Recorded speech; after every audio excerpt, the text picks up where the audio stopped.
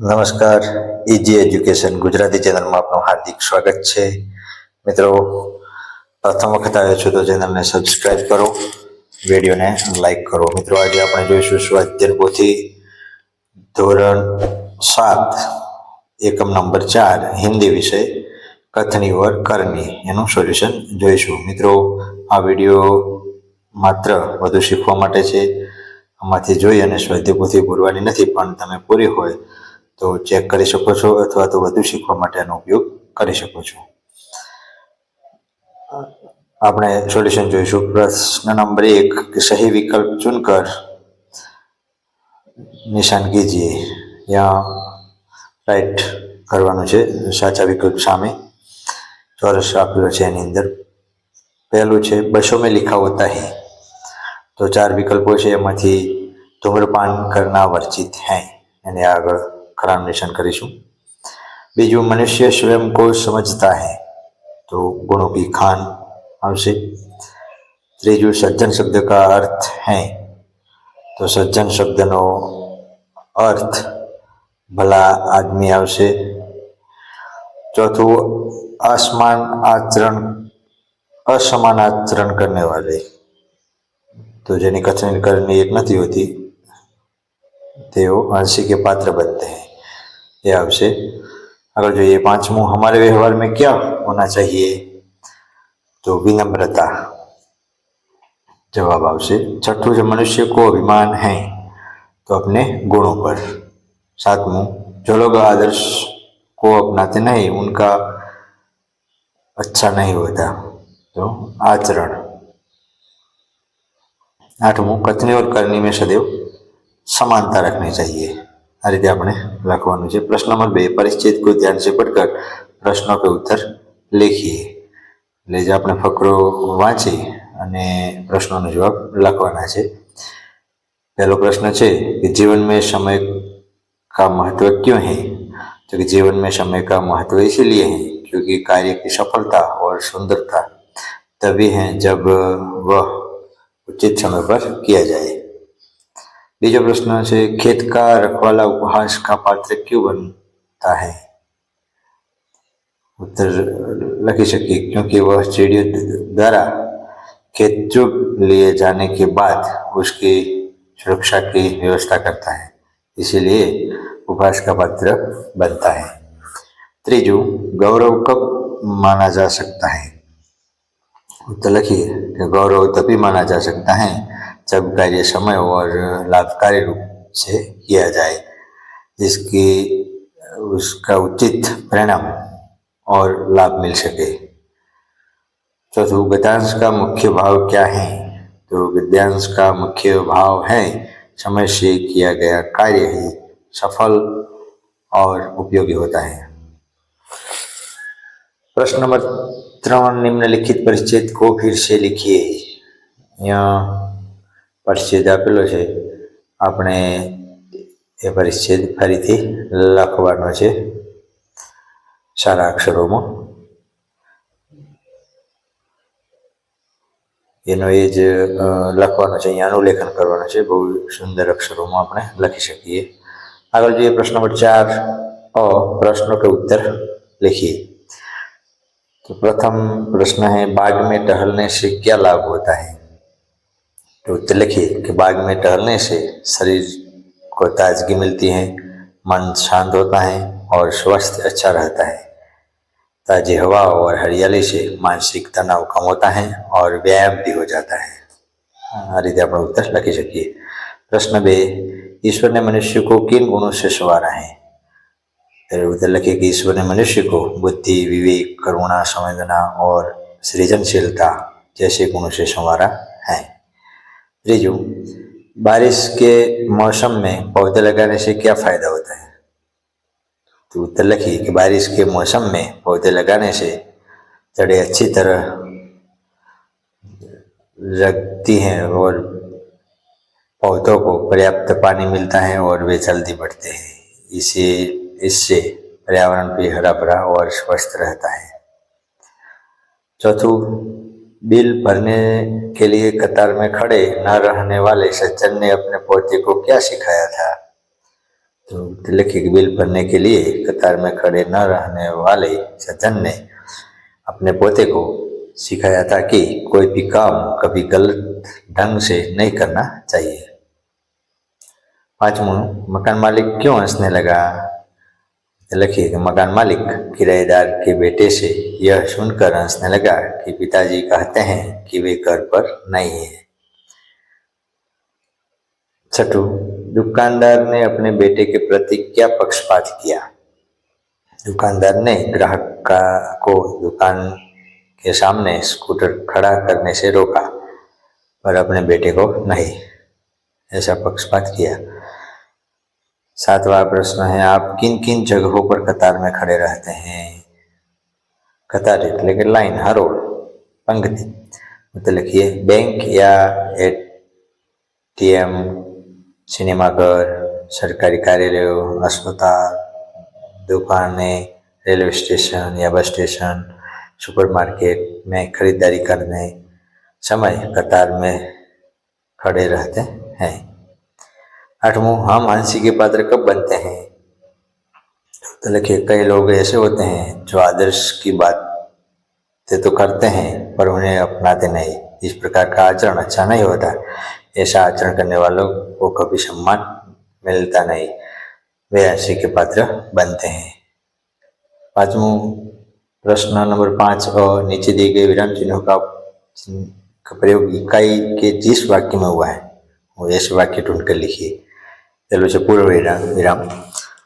पूर्ण विराम ने આપણે બીજી खड़ी पाई પણ કહી શકીએ। तो वाक्य लख्યું છે फूल सबको अच्छे लगते हैं। बीजू जो अल्प विराम, तो एक दिन की बात है वे जल बिजली के बिल जमा कराने गए। त्रीजू योजक चिन्ह, मोहल्ले के लोग सुबह शाम पार्क में टहलने लगे। चौथू अवतरण चिन्ह, बसों में लिखा होता है धूम्रपान करना निषेध है। पांचवों प्रश्न सूचक चिन्ह, तुम कहाँ जाओगे? आ रीते આપણે उत्तर लखी શકીએ। प्रश्न नंबर 5 ब, नीचे दिए गए वाक्यों में से सही स्थान पर उचित विराम चिन्ह लगाकर वाक्य फिर से लिखिए। तो આપણે લખી શકીએ कि मोहन ने बच्चों के लिए सेब के केले आम के लिए सेब केले आम अमरूद आदि खरीदे। बीजू, मैना प्रतिदिन विद्यालय जाती हैं। तीजू, पृथ्वीराज ने कहा मैं तुम्हारी रक्षा करूंगा। चौथू, खूब परिश्रम करो परीक्षा सिर पर आ गई। पांचवों, राधा कृष्ण नाच रहे हैं। छठू, क्या तुमने अपना गृह कार्य पूरा कर लिया? आ रीते આપણે વિરામ ચિહ્નો લખી શકીએ। प्रश्न नंबर 6, शब्दों को उचित क्रम में रखकर अर्थपूर्ण वाक्य लिखिए। यहाँ आडावाળા शब्द वाक्य में આપ્યા છે, આપણે साचो वाक्य बनावવાનું છે। तो उत्तर लखिए पहलाનું कि मुझे वर्षा में भीगना अच्छा लगता है। बीजू उत्तर, पंख से कुछ नहीं होता हौसलों से उड़ान होती है। त्रीजू, परिश्रम से सफलता का चिराग जलता है। चौथू, अनुभव ही जगत में सर्वश्रेष्ठ शिक्षक है। આપણે લખી શકીએ उत्तर। प्रश्न नंबर 7, पुस्तकालय का उपयोग करके कहावतों का अर्थ लिखिए। प्रथम कहावत से छोटा मुंह बड़ी बात। तो यहाँ उत्तर लखिए अर्थ, अपनी हैसियत से बढ़कर बात करना या डींगे मारना। बीजू से एक पंथ दो काज, कि एक ही प्रयास से दो काम पूरे करना या तो उद्देश्यों को एक साथ साधना। त्रीजू से सांच को आंच नहीं, तो सच्चे व्यक्ति को कोई नुकसान नहीं पहुंचता सकता है या सच्चाई हमेशा बेदाग रहती है। चौथों से खुदा पहाड़ निकली तो यहाँ, तो बहुत अधिक मेहनत करने पर भी परिणाम न आए बहुत कम मिलता है। पांचवों, मान न मान मैं तेरा मेहमान, बिना बुलाए या जबरदस्ती किसी के यहाँ मेहमान बन जाना। छठों से बहरा सो गहरा, किसी बात ये दो व्यक्ति का रहस्यमय या बहुत गहरा होना जिसे समझना मुश्किल है।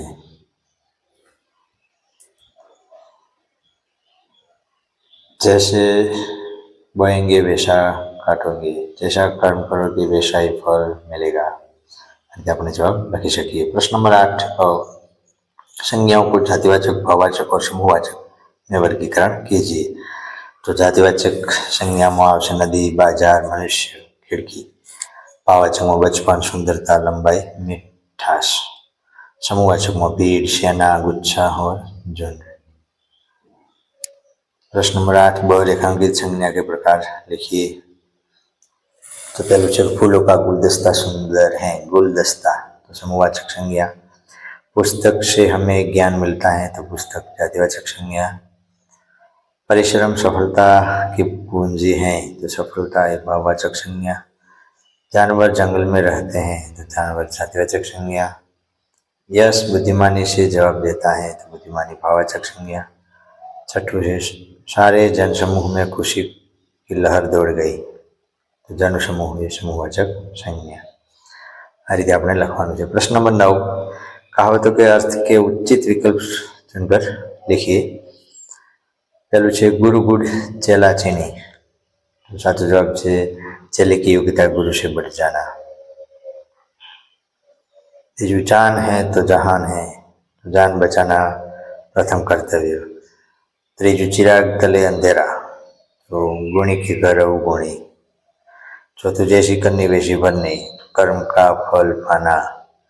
पांचवों नेकी और पूछ पूछ, तो भलाई करने के लिए किसी से क्या पूछना। अपने लिखी सकिए। प्रश्न नंबर 10 अपनी राय लिखिए। प्रश्न 1 दुकानदार की जगह आप होते तो अपने बेटे को स्कूल पार करने देते, क्यों? यहाँ पर अपने विचार जवाब लखवानो छे। यदि मैं दुकानदार की जगह होता तो अपने बेटे को स्कूटर पार्क करने देता, बशर्त वह सही जगह और व्यवस्थित तरीके से पार्क करे ताकि ग्राहकों या अन्य लोगों का कोई असुविधा न हो। यदि पार्किंग से किसी के असुविधा होती तो मैं उसे मना करता, क्योंकि व्यवसाय में ग्राहकों की सुविधा सर्वोपरि है। प्रश्न नंबर 2 आपके पिताजी झूठा बहाना बनाने को कहे तो आप क्या करेंगे, क्यों? यदि मेरे पिताजी झूठा बहाना बनाने के लिए कहे तो मैं उन्हें विनम्रता पूर्वक मना करूंगा और उन्हें सत्य बोलने के लिए प्रेरित करूंगा। झूठ बोलना अनैतिक है और इससे विश्वास घटता है और चाहे वह कितना भी छोटा क्यों न हो, ईमानदारी हमेशा सर्वोत्तम नीति है। तीजू तकनीक की ज्यादा प्रयोग से लाभ या हानि। तकनीकी के ज्यादा प्रयोग से लाभ और हानि दोनों हो सकते हैं। लाभ ये सभी जानकारी आसानी से मिल जाती है, संचार में सुधारा, कार्यक्षमता में वृद्धि, नए अवसर होता है।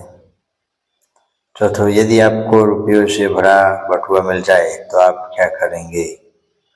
यदि मुझे रुपयों से भरा बटुआ मिल जाए तो मैं सबसे पहले उसके मालिक का पता लगाने की कोशिश करूंगा। मैं बटुआ में कोई पहचान पत्र या संपर्क जानकारी दूंगा।